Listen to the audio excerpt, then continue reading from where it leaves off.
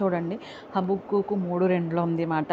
యెహోవా నిన్ను గూర్చి వార్త విని భయపడుచున్నాను. యెహోవా సంవత్సరములు జరుగుచుండగా నీవు కార్యములు నూతనపరచుము. సంవత్సరములు జరుగుచుండగా దాన్ని తెలియజేయుము.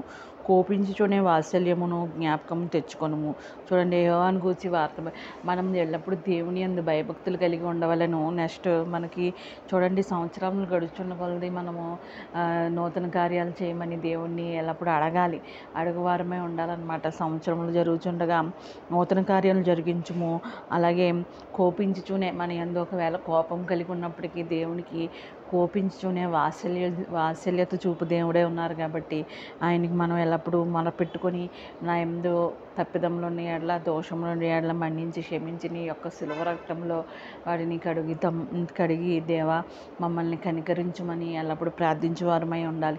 అలాగని అస్తమానం మనం తప్పిదములు చేసి అస్తమానం మనము ఏవేవో చేసేసి దేవుడు క్షమిస్తాడులే అని మనం అస్తమానం అదే పనులు అదే తప్పులు చేయకూడదన్నమాట. ఎల్లప్పుడూ ఒక్కసారి దేవుడి క్షమాపణ ఉంటుంది.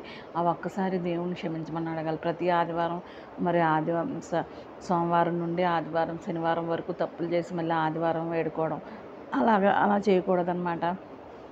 అప్పుడు కూడా తప్పులు అనేవి ఒకసారి మళ్ళీ అదే తప్పు మనం చేసినట్లయితే మనకి క్షమాపణ దొరకదు. కనుక మన తప్పులన్నీ విడిచిపెట్టి మన యొక్క పరిశుద్ధతలో దేవుని యందు నడుచుకున్నట్లయితే సంవత్సరాలు జరుగుతుండగా కూడా ఇదిగో ఇక్కడ ఆయన కోపించుచునే వాత్సల్యం చూపు దేవుడు సంవత్సరాలు జరుగుతుండగా నీ కార్యాలని సఫలం చేసే దేవుడే ఉన్నారు. కాబట్టి మన తప్పుదములను మన యొక్క అన్నీ కూడా ఒప్పుకొని క్షమించమని దేవుణ్ణి వేడుకుందామా.